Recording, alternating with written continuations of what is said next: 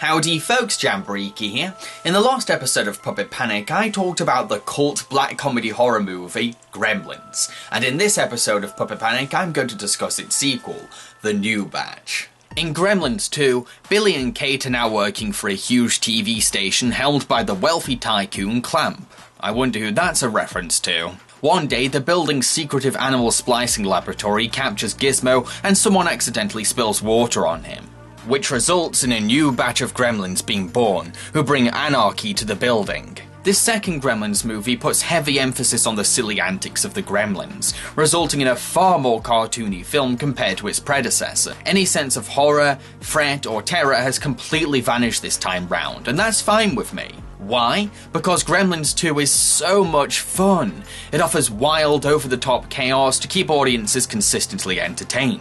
The filmmakers throw gag after gag at us, and each one is a blast to watch. Putting the Gremlins in a TV station gives them the opportunity to interact with media in various ways. From invading a cooking show to being interviewed live. There's plenty more creative opportunities this time too, as the Gremlins end up drinking various dangerous formulas that transform them and give them unique powers, like flight and spider features. Most notably, one gremlin gets the power to talk, and this gives us a chance to finally hear the gremlins articulate their motives.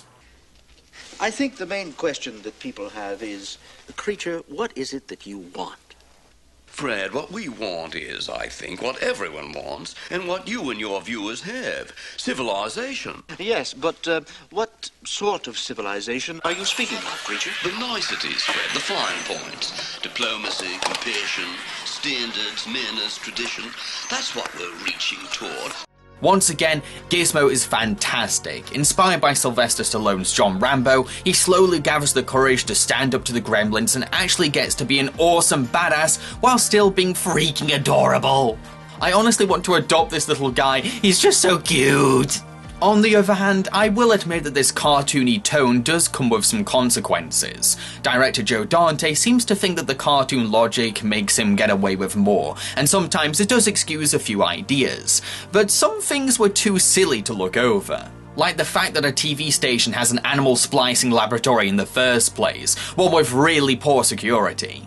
It's a tad far-fetched and seems to be only possible for plot convenience. The movie also tries to create a statement about television culture, but because it's having so much fun making the gremlins cause mayhem, any kind of social commentary it attempts to get across gets brushed under the rug or downplayed. In addition, because of this cartoony tone, the movie relies heavily on exaggerated stereotypes. Most of these stereotypes are harmless, like Christopher Lee's campy mad scientist, but I'll admit that some of them are borderline racist or sexist. Like an Asian tourist who likes to photograph or film everything he sees, a cliche that's pretty dated and showcases how Hollywood limits Asians in American film. Then we have the gremlin who drinks a formula that turns him female. What's this film's idea of defining female? A character who seduces the first man she sees and won't let go of him. I know it's meant to be silly, but it comes across as a shallow definition of a woman.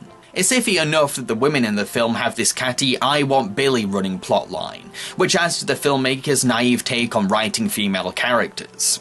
Although, the film is capable of making fully dimensional characters too. For example, Clamp himself isn't your typical wealthy head honcho. Sure, he has a very business-orientated mind, but he's genuinely enthusiastic about being commercially creative. Plus, he actually goes out of his way to compliment and encourage the work Billy is doing as an artist. So what about the puppetry, the focus of this review series? All I can say is wow. The puppetry in this movie is immensely remarkable. You can tell that the effects have been improved because the animatronics are noticeably more expressive this time round.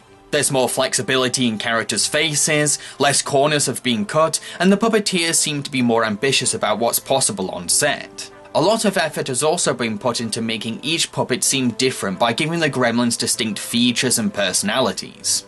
Heck, I'd say that the gremlins have even more defined personalities than they did in the first film.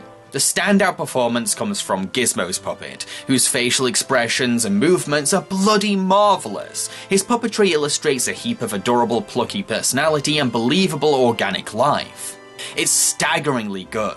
To conclude, Gremlins 2 The New Batch is a dumb but fun movie with a cheeky self-awareness. Sure, it can be stupid at times, but it's so entertaining because of the Gremlins. I've been Jamboree, and I hope you enjoyed my review. If you did, then please consider supporting me on my Patreon. In the next episode of Puppet Panic, I'm going to be talking about The Never-Ending Story 2. Cheerio, folks.